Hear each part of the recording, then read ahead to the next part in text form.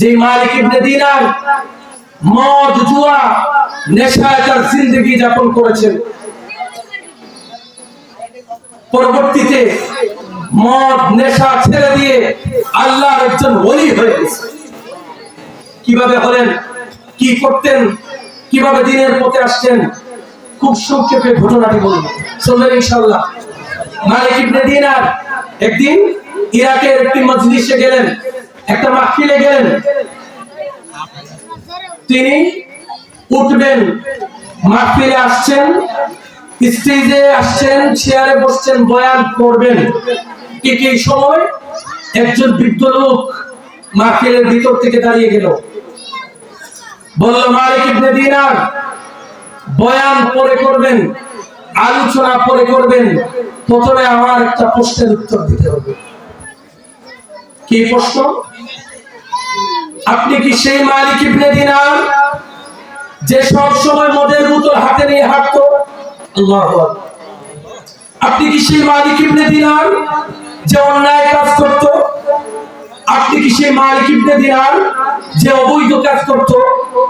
তিনি বললেন, হ্যাঁ, আমি সেই মালিক ইবনে দিনার। বৃদ্ধ লোক বললেন, আপনার মুখে দাড়ি ছিল না, দাড়ি আসলো কেমনে? আপনার পরনে পাঞ্জাবি ছিল না, পাঞ্জাবি আসলো কেমনে? আপনি তো হেদায়েতের আলোচনা করতে পারেন না, আজকে কেমনে এই মাহফিলে আসলেন হেদায়েতের বয়ান দেওয়ার জন্য? এই প্রশ্নের জবাব দিবেন, তারপরে বয়ান আরম্ভ করবেন। সুবহানাল্লাহ। মালিক ইবনে দিনার রাহমাতুল্লাহি আলাইহি সকল শ্রোতাদের উদ্দেশ্যে বললেন, যে প্রশ্ন আমাকে করা হয়েছে, আমি মনে করি আমার এই প্রশ্নের উত্তর দিয়ে বয়ান আরম্ভ করা উচিত। মালিক ইবনে দিনার বলেন, আমার আগের জিন্দেগি বড় ভয়ঙ্কর, বড় ভয়ানক, খতরনাক জিন্দেগি। ওই জিন্দেগি আমি মালিক ইবনে দিনার মদ জুয়ায় কাটিয়েছি। ওই জিন্দেগিতে কোনো ইবাদত বন্দেগি করতে পারি নাই। রাতের পর রাত মদ খেয়ে বিছানায় শুয়ে রয়েছি। আমার আগের জিন্দেগি একটা কন্যা সন্তানের জিন্দেগি। আমার একজন দাসী ছিল, সেবিকা ছিল। এই দাসীর ঘরে আমার একটা ফুটফুটে কন্যা সন্তানের জন্ম হয়েছিল। আমি আমার সন্তানকে আমি দিনারের চেয়েও বেশি ভালোবাসতাম। কলিজার টুকরা সন্তান। 2 বছর কিংবা 3 বছরের মাথায় আমার ওই কলিজার টুকরা সন্তান ইন্তেকাল করে। আমি আমার সন্তানকে এত ভালোবাসতাম। আমি মদ খেয়ে যখন বাড়িতে আসতাম, আমার বোতল হাতে নিয়ে আমার সন্তান আমি মালিক ইবনে দিনারের চেহারায় ফেলে দিত। আমি আমার সন্তানকে ফুলের টুকা পর্যন্ত দিতাম না, এত ভালোবাসতাম।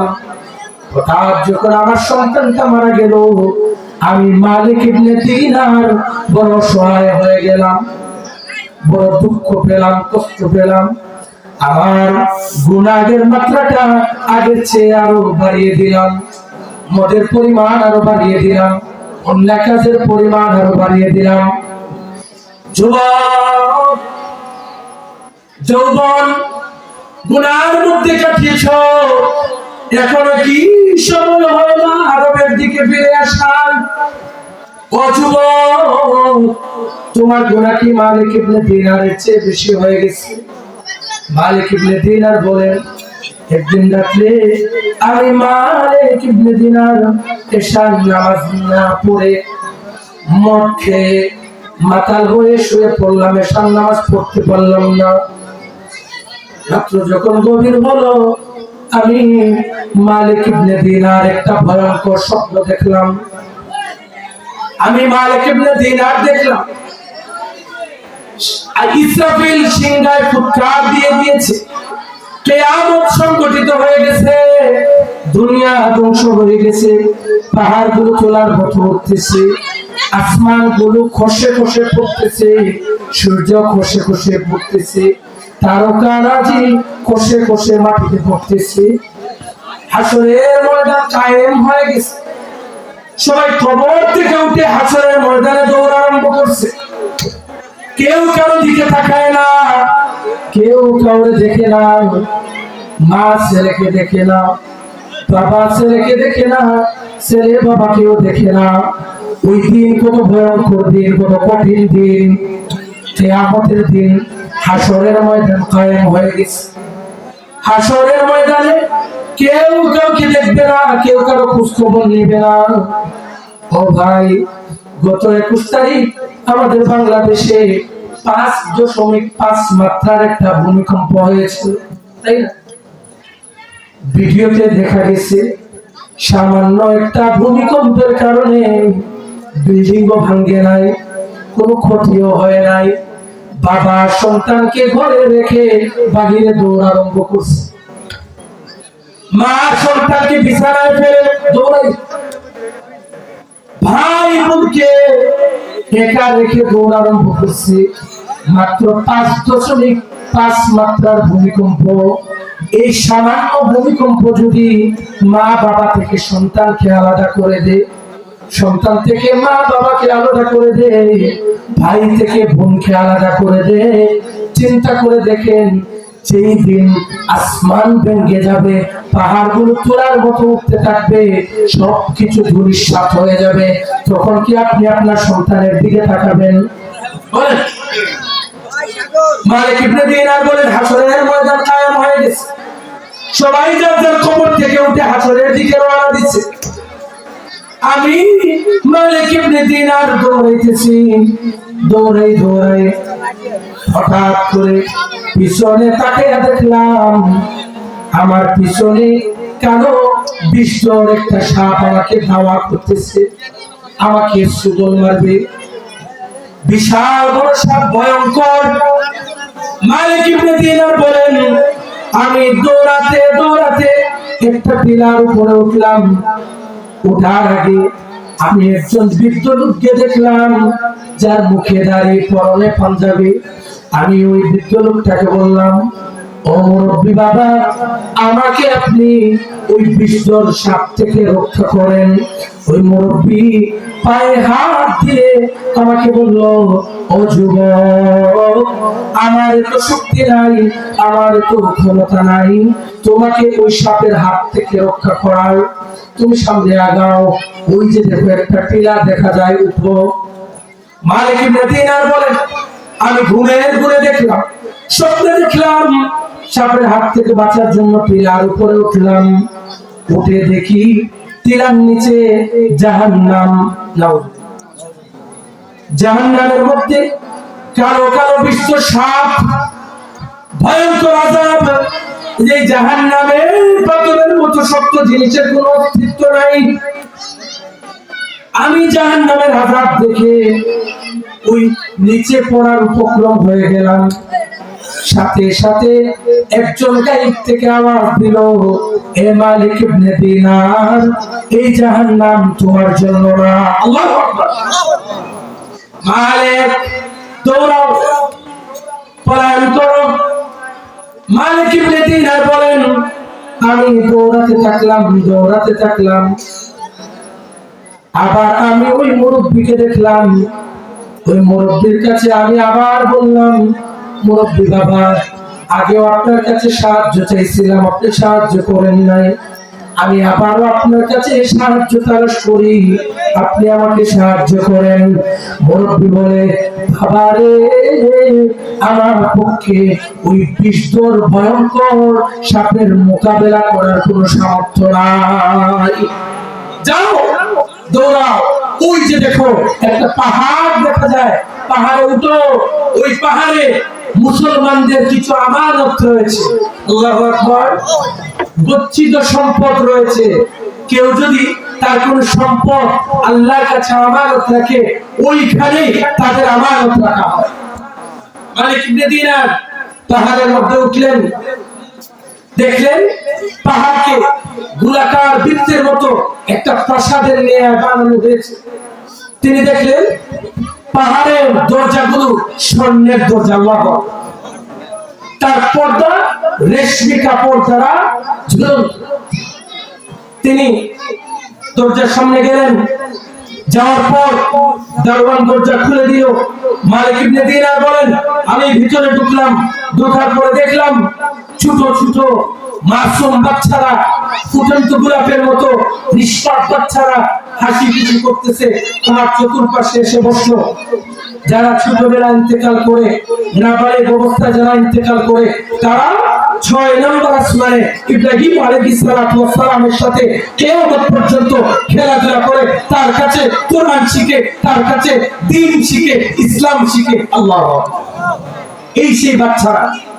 মালিক ইবনে দিনার বলে, হঠাৎ করে দেখলাম আমার কলিজার টুকরা সন্তান, সুবহানাল্লাহ, আমি দেখলাম আমার সন্তান আমাকে দেখে দৌড়ে আসছে, এসে বলে, বাবা তুমি এখানে।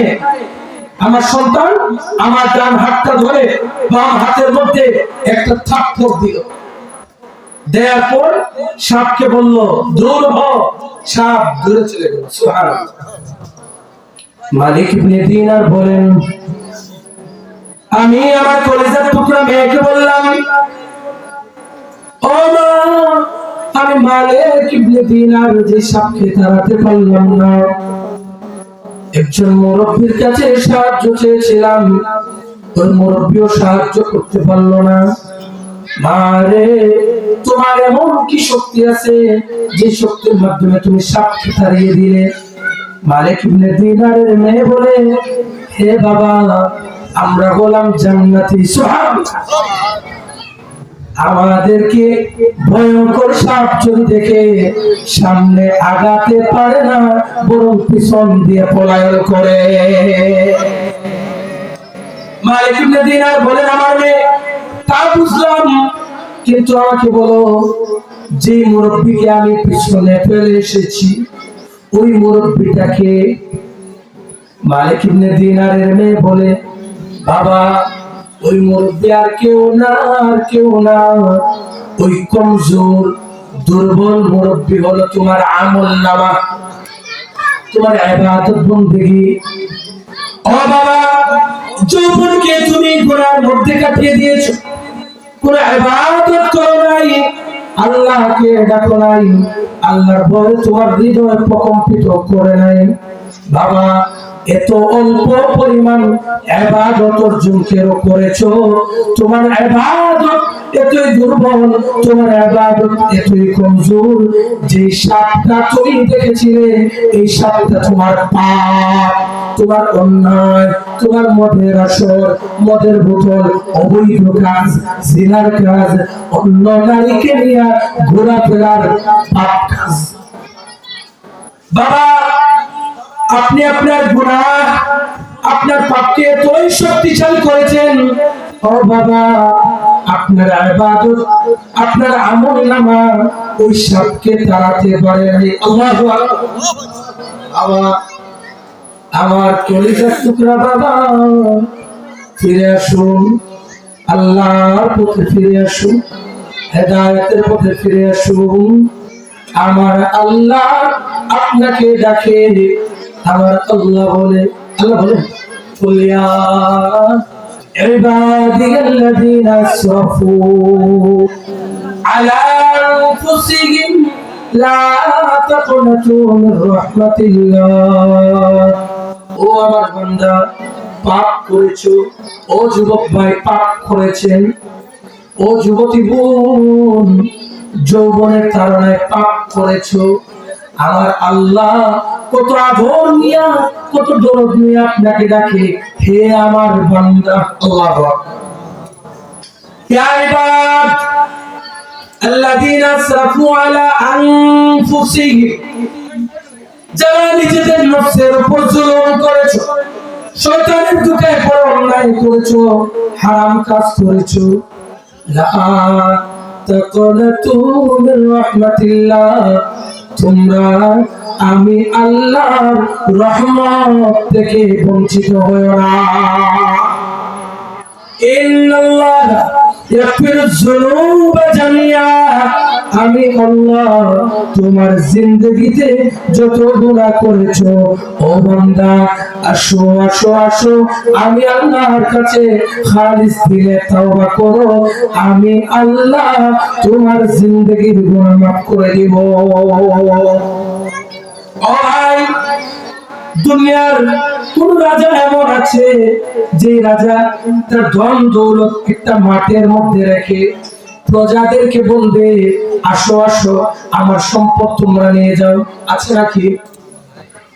এই যে আমাদের মাখন চেয়ারম্যান সাহেব, আমাদের চেয়ারম্যান সাহেব কি তার সমুদয় সম্পদ যত কামাই করছেন হালাল পথে সব কামাই সব সম্পদ আমাদের এই মাঠে রেখে আপনাদেরকে ডাক দিবে নাকি? আসো আসো আমি মাখন চেয়ারম্যানকে আমার আল্লাহ অনেক সম্পদ দিয়েছে, যে যার মতো করে নিয়ে যাও বলবে নাকি? না। কিন্তু আমার আল্লাহ এত দয়াবান এত মেহেরবান, আমার আল্লাহ রহমতের ভান্ডার নিয়ে মাগফিরাতের ভান্ডার নিয়ে আমার আল্লাহ আপনাকে আমাকে যুবককে যুবতীকে ডাক দেয়, বলে আসো ও যুবক আমার খাজানায় আমার ভান্ডারে কোনো কমতি নাই, তওবা করো, তোমার তওবার বিনিময়ে আমি আল্লাহ তোমাকে বিনা হিসাবে জান্নাত দিয়ে দিব। মালিক ইবনে দিনার বলে সাথে সাথে আমার ঘুম ভেঙে গেল, ঘুম থেকে উঠলাম, উঠে আল্লাহর কাছে তওবা করলাম, কান্না জড়িত কণ্ঠে আমার রবের কাছে ফরিয়াদ করলাম, বললাম আল্লাহ এত গুনাহ করেছি রে মাবুদ, যে গুনাহ নিয়ে তোমার সামনে দাঁড়ানোর মতো কোনো ক্ষমতা নাই। ও আল্লাহ রাতের পর রাত নেশার মধ্যে কাটিয়েছি, পরওয়ারদিগারে আলম যত বৈধ হারাম কাজ রয়েছে সবগুলা করেছি, আমি পাপিষ্ঠ বান্দা, আমাকে আপনি জাহান্নাম থেকে মুক্তি দিয়া দেন। মালিক ইবনে দিনার এমন তওবা করেছেন যে তওবার কারণে আমার আল্লাহ মালিক ইবনে দিনারকে শুধু ক্ষমা করেন নাই, যুগের শ্রেষ্ঠ একজন আল্লাহর ওলি বানিয়ে রেখেছেন। আল্লাহ যুবক ভাই গুনাহ করেছেন ফিরে আসেন। সাহাবী রাসূল সময় সংক্ষিপ্ত, শুধুমাত্র একটা বিষয়ের আলোচনা, শুধু যুবক যৌবনকালের আলোচনা, না ভাই এখানেই শেষ করতে হবে। সালামাতুল আনসারী রাদিয়াল্লাহু তাআলা আনহু অনেক বড় মাপের একজন সাহাবী, আনসারী সাহাবী। একদিন মদিনার রাস্তা দিয়ে হাঁটতেছেন, হঠাৎ করে একটা বাড়িতে দেখলেন একটা গোসলখানায় একজন মহিলা গোসল করতেছে। সাহাবায়ে কেরামদের আলোচনা দুশ্চর্চার জন্য না, আল্লাহ তো তাদেরকে ক্ষমা করে দিয়েছেন, তাদেরকে জান্নাত দিয়ে দিয়েছেন। আল্লাহু আকবার। আল্লাহ বলেন রাদিয়াল্লাহু আনহুম ওয়া রাদু আন, আমি সাহাবাদের উপর সন্তুষ্ট, তারাও আমি আল্লাহর উপর সন্তুষ্ট। শিক্ষার জন্য, উপদেশের জন্য যুবক গুনাহ করেছো, বড় থেকে বড় গুনাহ করেছো, তোমার ভিতরে কোনো লজ্জা হয় না, আল্লাহর ভয়ে তোমার হৃদয় প্রকম্পিত হয় না? দেখো সালাবার মতো একজন সাহাবী সামান্য গুনাহ করেছিলেন, কেমন করে তাওবা করেছেন, দেখো উপদেশ। সালামাতুল আনসারী দেখলেন একজন মহিলা গোসল করতেছে, তিনি কয়েকবার ওই মহিলাকে দেখলেন, দেখে বড় ভালো লাগলো, সাথে সাথে আল্লাহর কথা স্মরণ হয়ে গেল, ভয়ে কাঁপা আরম্ভ করলেন, মনে মনে ভাবলেন আমি এই মুহূর্তে যে কাজটি করলাম, আমার পয়গম্বরের কাছে যদি আল্লাহ কোরআনের আয়াত নাযিল করে বলে ও পয়গম্বর আপনার সাহাবা একজন নারীকে দেখতেছে, আমি সাহাবার অস্তিত্ব থাকবে না, মুখ দেখানোর মতো কোনো অবস্থা থাকবে না। সাথে সাথে দৌড়ায়া মক্কা মদিনার মধ্যবর্তী একটা পাহাড়ের মধ্যে আশ্রয় নিলেন। একদিন দুদিন 3 দিন সময় চলে যায়, সালাবার কোনো সাক্ষাৎ নাই, সালাবার কোনো খোঁজ নাই। পয়গম্বর আলাইহিস সালাতু ওয়াস সালাম সাহাবায়ে কেরামদেরকে বললেন, আমার সালাবাকে আমি দেখি না, 40 দিন হয়ে গেল, সালাবার কোনো খোঁজ নেই, তোমরা একটু যাও সালাবাকে দেখে আসো। সালাবা কোথায়? ওমর রাদিয়াল্লাহু তাআলা আনহু, সালমান ফারসি রাদিয়াল্লাহু তাআলা আনহু রওনা হলেন সালাবার খুঁজে। সালাবা ইবনে আব্দুর রহমান আনসারী গেলেন মক্কা মদিনার চতুর্দিকে খোঁজাখুঁজি আরম্ভ করলেন। পরিশেষে একজন রাখাল পেলেন, রাখাল যে বকরি চড়াতো, তার নাম ছিল জাফাফা। ওমর রাদিয়াল্লাহু তাআলা আনহু, সালমান ফারসি রাদিয়াল্লাহু তাআলা আনহু ওই জাফাফাকে বললেন, তুমি কি একজন ব্যক্তিকে দেখেছো যে ব্যক্তি রাত দিন কান্না করে, যে ব্যক্তি গুনাহের জন্য গুনাহের উপর শর্মিন্দা হয়ে লজ্জিত হয়ে তওবার জন্য ইস্তেগফার কামনা করতেছে, যে ব্যক্তির ব্যাপারে আল্লাহ পাক রব্বুল আলামিন জিবরাইলকে পয়গম্বরের কাছে পাঠিয়েছেন, বলেছেন, হে আল্লাহর পয়গম্বর, হে আমার রাসূল, জাহান্নাম থেকে পলায়নকারী আপনার সালাবার খোঁজ দেন। সুবহানাল্লাহ। ওই জাফাফা নামক রাখাল বললেন, তোমরা কি ওই ব্যক্তি সম্পর্কে বলতেছো যেই ব্যক্তি জাহান্নাম থেকে মুক্তির জন্য দৌড়ায়, পাগলের মতো কান্না করে, রাত্র যখন গভীর হয় তার কান্নার ধ্বনিতে মানুষের ঘুম ভেঙে যায়, তোমরা কি ওই ব্যক্তিকে তালাশ করতেছো যার পোশাকে জীর্ণ শীর্ণ পোশাক, মরুভূমির মধ্যে বসে ধুলো বালি শরীরে নিয়ে আল্লাহর দরবারে 2টা হাত উঁচু করে মাথার মধ্যে চাদর ঢেকে দিয়ে আল্লাহর কাছে ফরিয়াদ করে বলে, হে আল্লাহ, সালাবাকে মাফ করে দাও, সালাবাকে ক্ষমা করে দাও, এই সালাবা অন্যায় করেছে, জুলুম করেছে, সালাবাকে মাফ করে দাও। ওমর রাদিয়াল্লাহু তাআলা আনহু বললেন, হে, আমরা তাকেই তালাশ করতেছি। জাফাফা বললেন, তাহলে অপেক্ষা করেন, রাত্র যখন গভীর হবে 2টা পাহাড়ের মধ্যখানে একজন যুবক আল্লাহর ভয়ে কান্নাকাটি করবে, তিনি সেই আপনাদের কাঙ্ক্ষিত ব্যক্তি। ওমর রাদিয়াল্লাহু তাআলা আনহু, সালমান ফারসি রাদিয়াল্লাহু তাআলা আনহু অপেক্ষা করতে লাগলেন। রাত্র যখন গভীর হলো, কান্নার আওয়াজ তাদের কানের মধ্যে চলে আসলো। ওমর রাদিয়াল্লাহু তাআলা আনহু, সালমান ফারসি রাদিয়াল্লাহু তাআলা আনহু অনুমান করলেন, এটাই আমাদের সালাবা। সালাবার কাছে গেলেন, যাওয়ার পর বললেন, সালাবা, আল আমান, আল আমান, আল খালাসু মিনান নার, সালাবা, মুক্তি, মুক্তি, জাহান্নাম থেকে মুক্তি। আল্লাহু আকবার। সালাবা, তওবা করেছো, এমন তওবা করেছো যে তওবার কারণে আমার আল্লাহ তোমাকে মুক্তি দিয়ে জান্নাতি বানিয়ে দিয়েছে। গুনাহ করেছেন, সামান্য গুনাহ, শুধুমাত্র একজন নারীর দিকে তাকিয়েছিলেন। এই তাকানোর পরে যদি তাওবার অবস্থা এমন হয়, গুনাহের প্রতি লজ্জিত হওয়ার অবস্থা এমন হয়, আপনি আমি কত বড় বড় গুনাহ করেছি, আপনার আমার লজ্জা হয় না, আমরা লজ্জিত হই না, আল্লাহ থেকে প্রত্যাবর্তন করতে পারি না। মাত্র হাজির ওমর রাদিয়াল্লাহু তাআলা, সালমান ফারসি রাদিয়াল্লাহু তাআলা আনহু সাহাবাকে বললেন, চলো, পয়গম্বর তোমাকে সাথে নিয়ে যাওয়ার জন্য বলেছেন। সাহাবা বললেন, মেহেরবানি করে আমাকে নামাজের অবস্থায় অথবা বেলাল যখন ইকামত দিবে তখন আমাকে নেবেন, কারণ এই চেহারা পয়গম্বরকে দেখাতে পারবো না, এই চেহারা পয়গম্বরকে দেখানো যাবে না। তারা বললেন, হ্যাঁ চলেন। সাহাবাকে নিয়ে রওনা হলেন।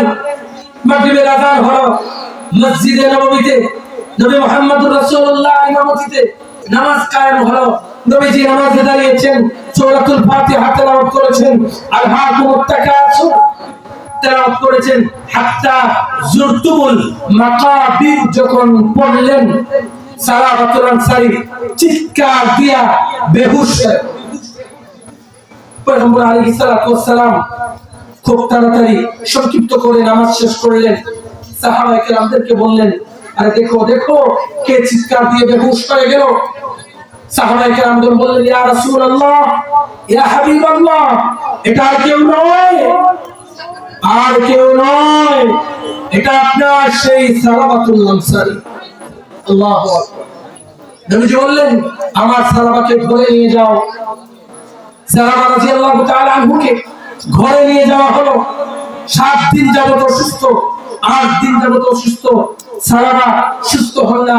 যখন মৃত্যুর সময় কাছে চলে আসলো, নবী মুহাম্মদুর রাসূলুল্লাহ সাল্লাল্লাহু আলাইহি ওয়াসাল্লাম সালাবাতুল আনসারী রাদিয়াল্লাহু তাআলা আনহুর কাছে গেলেন, গিয়ে বললেন, আমার সালাবা, তোমার অবস্থা এমন কেমন, এখন কেমন? সালাবা বললেন, ইয়া রাসূলুল্লাহ, আমি বুঝতেছি আমার হাড্ডি এবং গোশতের মাঝখানে পিপিলিকা হাঁটতেছে। ইয়া রাসূলুল্লাহ, আমার বড় কষ্ট হচ্ছে। ইয়া হাবিবাল্লাহ, আমি এই জীবন থেকে পরিত্রাণ চাই, এই গুনাহ থেকে পানা চাই। নবী মুহাম্মদুর রাসূলুল্লাহ সাল্লাল্লাহু আলাইহি ওয়াসাল্লাম বললেন, সালাবা, তুমি কি চাও? সালাবা, তোমার শেষ চাওয়া কি? সালাবাতুল আনসারী রাদিয়াল্লাহু তাআলা আনহু বললেন, ইয়া রাসূলুল্লাহ, ইয়া হাবিবাল্লাহ, আমি যে পরিমাণ গুনাহ করেছি, আমি যে অন্যায় করেছি, ইয়া রাসূলুল্লাহ, আমার আল্লাহ কি আমাকে ক্ষমা করবে? আমার আল্লাহ কি আমি সালাবাকে ক্ষমা করবে? পয়গম্বর বললেন, আমার সালাবা, আমার সালাবা, তোমার গুনাহের চেয়ে আমার আল্লাহর রহমতের পরিমাণ বেশি। ও সালাবা, আমার আল্লাহ এই মুহূর্তে জিবরাইলের মাধ্যমে জানিয়ে দিয়েছেন, নাযালা জিবরিল يقرأك السلام ويقول, জিবরিল আলাইহিস সালাতু ওয়াস সালাম আসলেন, পয়গম্বরকে বললেন, ইয়া রাসূলুল্লাহ, আমার আল্লাহ ঘোষণা দিয়েছে, পয়গম্বর, আপনার সালাবা যেই পরিমাণ গুনাহ করেছে, আপনার সালাবা যদি পাহাড়ের সম পরিমাণ গুনাহ করেও আমি আল্লাহর কাছে আসে গো, ও পয়গম্বর, আমি আমার সালাবাকে ক্ষমা করে তাকে জান্নাত দিয়ে দিব। মুহতারাম হাজিরিন, ও যুবক ভাই, সামান্য একটা গুনাহ, ক্ষুদ্র একটা গুনাহ, যে গুনাহকে আমরা গুনাহ মনে করি না, নজরের হেফাজত, চোখের হেফাজত, সামান্যতম গুনাহ, আমরা দৈনন্দিন কত মেয়ের দিকে তাকাই, কত অপরিচিত মহিলাদেরকে দেখি কি দেখি না? কোনদিন তওবা করেছি, মনে করেছি আমার আল্লাহর জন্য আমাকে ধরবেন, করেছি?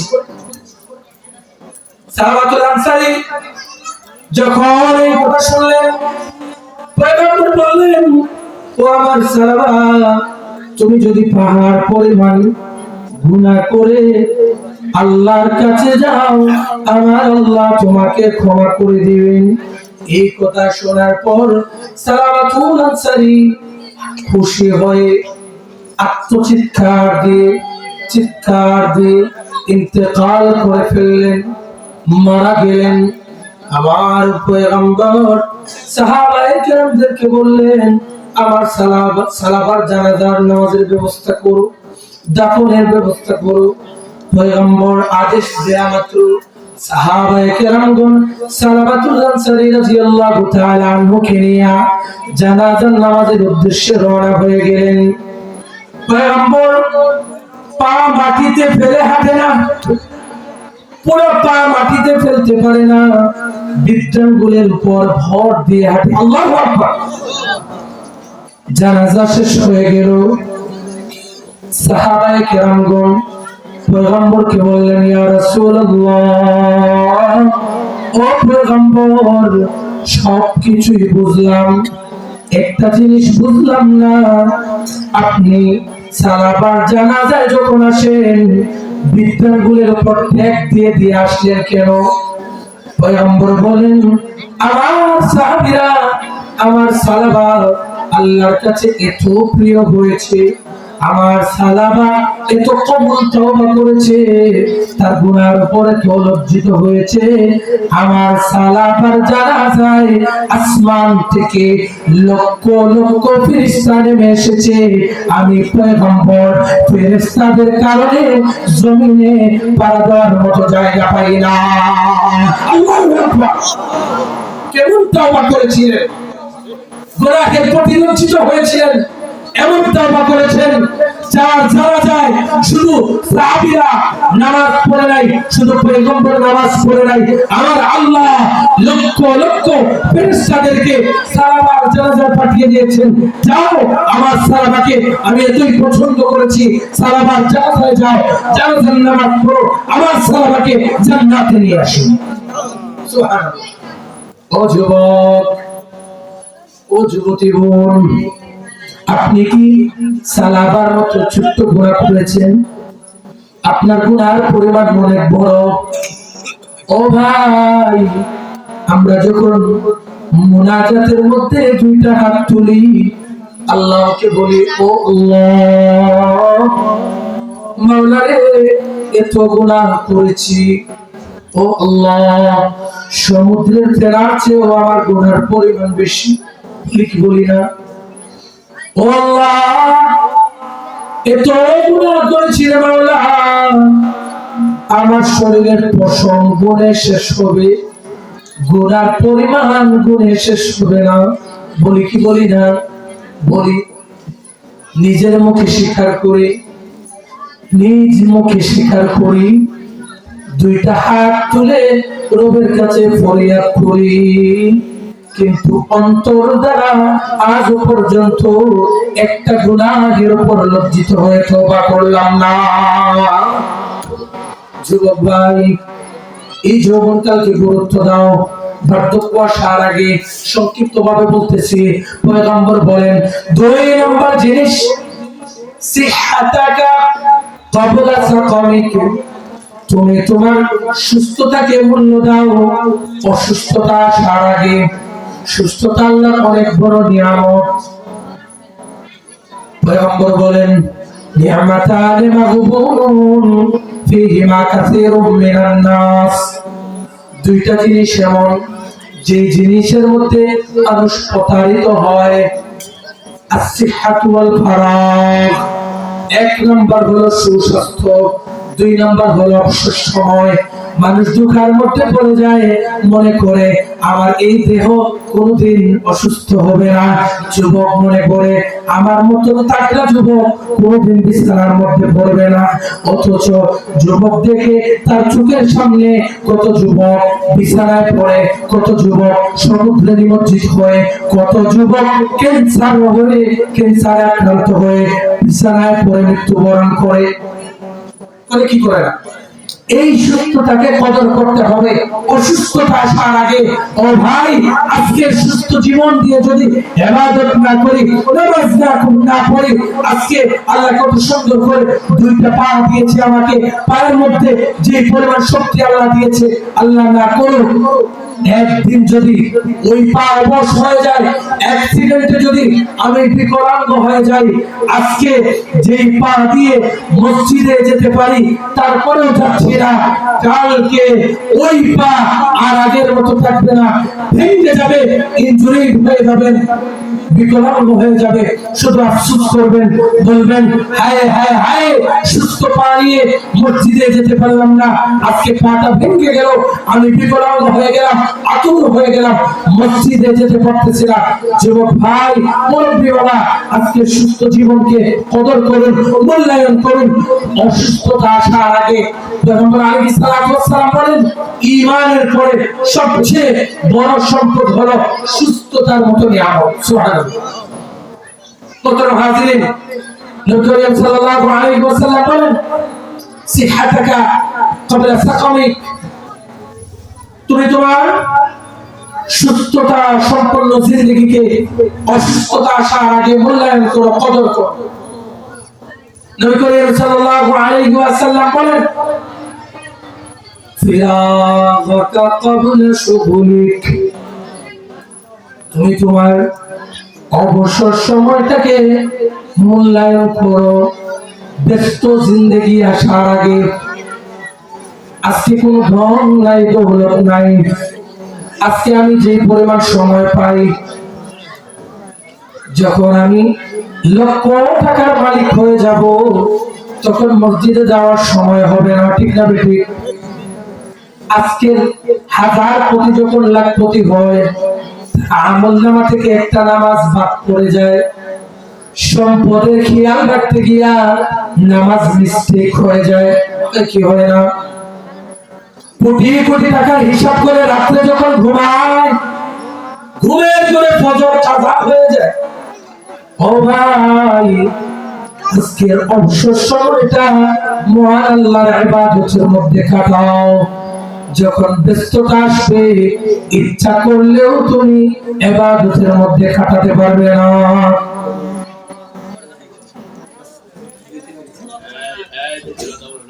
মুহতারাম হাজিরিন, পয়গম্বর আলাইহিস সালাতু ওয়াস সালাম 3 নম্বর গনিমতের কথা বললেন, অবসর সময়কে কাজে লাগাতে। ব্যস্ততাপূর্ণ জীবন আসার আগে আপনি অবসর আছেন, একবার সুবহানাল্লাহ পড়েন। আমার আল্লাহ আপনার জন্য জান্নাতে এমন একটা গাছ তৈরি করবেন, যে গাছ আপনি যদি অতিক্রম করতে চান, দ্রুতগামী ঘোড়া দিয়া 500 বছর যদি দৌড়ান, ওই গাছের শেষ সীমানায় যাওয়া যাবে না। আল্লাহ, আজকে অবসর সময় পাইছে, একবার ইস্তেগফার পাঠ করেন, তাওবার নিয়তে আস্তাগফিরুল্লাহ বলেন। আমার আল্লাহ আপনার জিন্দেগি থেকে একটা কবিরা গুনাহ মাফ করে একটা আমলের সওয়াব দিয়ে দিবে। অবসর সময় 33 বার সুবহানাল্লাহ পড়েন, 33 বার আলহামদুলিল্লাহ পড়েন, 34 বার আল্লাহু আকবার পড়েন। আমার আল্লাহ আপনাকে আসমান এবং দুনিয়ার মাঝখানে যা কিছু আছে এর চেয়েও বেশি সম্পদ দিয়ে দিবে। ইমান সম্পদ। পয়গম্বর বলেন, কালিমাতান হাবিবাতান ইলার রহমান সাকিলাতান ফিল মিজান খাফিফাতান আলাল লিসান। অবসর সময় পাইছেন, আমার পয়গম্বর বলেন, 2টা বাক্য আমার আল্লাহর কাছে অধিক পছন্দনীয়। 1 নাম্বার, 2 নাম্বার, 2টা বাক্য আল্লাহর কাছে অধিক পছন্দনীয়। এই বাক্যের অবস্থা কেমন? পয়গম্বর বলেন, সাকিলাতান ফিল মিজান। এই 2টা বাক্য মিজানের পাল্লায় যদি রাখা হয়, মিজানের পাল্লায় যদি রাখা হয়, ওই পাল্লাটা ভারী হয়ে যায়। দুনিয়ার মধ্যে যা কিছু আছে, মা বাইনা সামাওয়াতি ওয়াল আরদ, আসমান জমিনের মধ্যে যা কিছু আছে, সব কিছু যদি এক পাল্লায় রাখা হয়, আর এই 2টা বাক্য যদি আরেক পাল্লায় রাখা হয়, ওই 2টা বাক্যের পাল্লা ভারী হয়ে যাবে। কিন্তু পড়তে খুবই সহজ, ওজনে ভারী, পড়া সহজ। 2টা বাক্য কি? যখন অবসর সময় পাবেন, ফুরসত পাবেন, এই 2টা বাক্য বেশি বেশি করে পড়বেন। পয়গম্বর বলেন, 2টা বাক্য হাবিবুর রহমানের কাছে এতই প্রিয়। 2টা বাক্য হলো সুবহানাল্লাহি ওয়া বিহামদিহি সুবহানাল্লাহিল আযীম। একটা বাক্য হলো সুবহানাল্লাহি ওয়া বিহামদিহি, 2 নম্বর বাক্য হলো সুবহানাল্লাহিল আযীম। অবসর সময় পাইছেন, এই 2টা বাক্য বেশি বেশি করে পড়েন। কিয়ামতের ময়দান, হাসরের ময়দান, মিজান, পুলসিরাত বিদ্যুৎ গতিতে পার হবে। সুবহানাল্লাহ। 5 নম্বর গনিমত সংক্ষিপ্ত। এই 5 নম্বর গনিমত উপরের 4টার সার নির্যাস। কি বললাম? উপরে যে 4টার আলোচনা হয়েছে, কেউ যদি 5 নম্বরটা মেনে চলতে পারে, 5 নম্বর গনিমতকে আঁকড়ে ধরতে পারে, উপরের 4টার গুরুত্ব চলে আসে। 5 নম্বরটা কি? হায়াতাক ক্বাবলা মাউতিক। ও বান্দা, ও উম্মত, তুমি তোমার জিন্দগিকে গুরুত্ব দাও, কদর করো। মৃত্যু নামক মহা সত্য তোমার কাছে আসার আগে, যখন মৃত্যু আসবে দুনিয়ার জিন্দগি শেষ হয়ে যাবে। এই মৃত্যু আসার আগে দুনিয়ার জিন্দগিকে গুরুত্ব দাও, যৌবনকালকে গুরুত্ব দাও, সুস্থতাকে গুরুত্ব দাও, ইবাদতের মধ্যে খাটাও। ও বান্দা, দিনাকা কামলা ফাকরিক, তুমি তোমার সম্পদকে গুরুত্ব দাও। গরিব হওয়ার আগে সম্পদকে আল্লাহর রাস্তায় ব্যয় করো, অহেতুক ব্যয় করো না। গান বাজনার আসরে সম্পদ দিও না, মাহফিলের আসরে সম্পদ দাও। মাহফিল করতে গিয়ে তোমার সম্পদ ব্যয় করো, মসজিদ নির্মাণে তোমার সম্পদ ব্যয় করো, মাদ্রাসা নির্মাণে তোমার সম্পদ ব্যয় করো। ও বান্দা, মান বানা লিল্লাহি বাইতান বানাল্লাহু লাহু বাইতান ফিল জান্নাহ। আমার আল্লাহ বলেন, কেউ যদি আমি আল্লাহর জন্য একটা ঘর বানায়, আমি আল্লাহ তার জন্য জান্নাতে সুবিশাল একটা ঘর বানিয়ে দেই। এই সম্পদ আল্লাহর রাস্তায় ব্যয় করুন। যুবক ভাই, এই যৌবন ইবাদতের মধ্যে কাটান। এই যৌবন খেলা নষ্ট করিয়েন না, যৌবনকে গুরুত্ব দিন, ইবাদতে কাটান, যৌবনটাকে গুরুত্ব দিন। ও মা, ও বোন, এই জীবন যৌবন সবকিছু আল্লাহর আমানত আপনাকে দেয়া হয়েছে। আপনি যদি এই আমানতের খেয়ানত করেন, খোদার কসম, খোদার কসম, কিয়ামতের কঠিন ময়দানে চুল পরিমাণ সরার কোনো অধিকার থাকবে না। ওই দিন মিথ্যা কথা বলতে পারবেন না, আল্লাহকে ধোঁকা দিতে পারবেন না। إنما السمع والبصر والفؤاد كل أولئك كان عنه مسؤولا। ওই দিন আপনার জবানে পেরেক মারা হবে, আপনার জবানকে বন্ধ করে দেয়া হবে। আল্লাহ জানে ওই দিনেও আপনি আল্লাহর সামনে দাঁড়িয়ে মিথ্যা কথা বলবেন। আমার আল্লাহ বলেন, আমি তোমার জবানের মধ্যে তালাবদ্ধ করে দিলাম, জবানকে সিলাই করে দিলাম, মিথ্যা বলার কোনো অবকাশ নেই। তোমার হাত সাক্ষ্য দিবে, সামউ ওয়াল বাসার ওয়াল ফুআদ, তোমার হাত সাক্ষ্য দিবে কি কাজে হাতকে বের করেছো, অন্যায় কাজে হাতকে বের করেছো, দুর্নীতিতে হাতকে বের করেছো, ক্ষমতা প্রয়োগ করতে গিয়ে হাতকে বের করেছো, বছরের পর বছর, যুগের পর যুগ আলেম ওলামাকে কবরের মধ্যে জেলে পুরেছো, তুমি স্বৈরাচার হয়েছো, তুমি আলেম ওলামাকে অবৈধভাবে জেলের মধ্যে নিয়ে তোমার হাত দিয়ে অত্যাচার করেছো। হে বান্দা, হে বান্দি, তুমি তোমার দুই হাত দিয়ে তোমার খায়েশ মেটানোর জন্য মুরব্বীদেরকে ফাঁসির কাছে ঝুলিয়েছো। আজকে এই কঠিন দিনে তোমার মতো স্বৈরাচার কথা বলতে পারবে না। তোমার হাত সাক্ষ্য দেবে, তোমার কান সাক্ষ্য দেবে, তোমার পা সাক্ষ্য দেবে, সবাই সাক্ষ্য দেবে, সবাইকে প্রশ্নের সম্মুখীন করা হবে। কেউ চুল পরিমাণ নড়তে পারবে না। আমি আল্লাহ যে কোটি প্রশ্ন করবো, প্রশ্নের উত্তর দেওয়া পর্যন্ত। আখিরাতের প্রস্তুতি নিতে হবে, দুনিয়াকে বর্জন করতে হবে, আখিরাতকে অর্জন করতে হবে। দুনিয়া কিছুই না, দুনিয়ার মূল্য কিছুই না। এই দুনিয়া দুনিয়া দুনিয়া, আপনি চলে যাবেন, দুনিয়া থাকবে, আপনার সম্পদ আপনি ভোগ করতে পারবেন না। ও ভাই, গাড়ি কিনেছেন, গাড়ি আপনি চড়তে পারবেন না, আপনার ছেলে গাড়ি নিয়ে দৌড়াবে, আপনি কবরে চলে যাবেন। বাড়ি বানিয়েছেন, ওই বাড়িতে স্ত্রীর সাথে আরাম করার সুযোগ হবে না, স্ত্রী আরাম করবে হয়তো অন্য কোনো পুরুষকে নিয়ে। আপনি কবরের মাটিতে 3 হাত মাটিতে শুয়ে থাকবেন, পানির উপর শুয়ে থাকবেন, ঠান্ডার মধ্যে শীতের মধ্যে শুয়ে থাকবেন। এই ঘর, এই বাড়ি, এই টাকা, এই করি কোন কিছুই কাজে আসবে না। তাই আসুন, জীবনকে মূল্যায়ন করি, দুনিয়াকে বর্জন করি, আখিরাতকে অর্জন করি। হাদিসে যে 5টা গনিমতের কথা বলা হয়েছে, এই 5টা গনিমতের কদর করি, আমার জীবন পাল্টে যাবে। মালিক ইবনে দিনারের জীবন যেরকম পাল্টেছে, আমার জীবন পাল্টে যাবে। সালাতুল্লাহ আনসারীর জীবন যেরকম পাল্টে গিয়েছে। আমার আল্লাহ আমাদের প্রত্যেককে, যুবক ভাইদেরকে, মুরব্বী বাবাদেরকে, যুবতী বোনদেরকে, বৃদ্ধা মাদেরকে আল্লাহ কবুল ও মঞ্জুর করুন। সকলে বলে আমিন।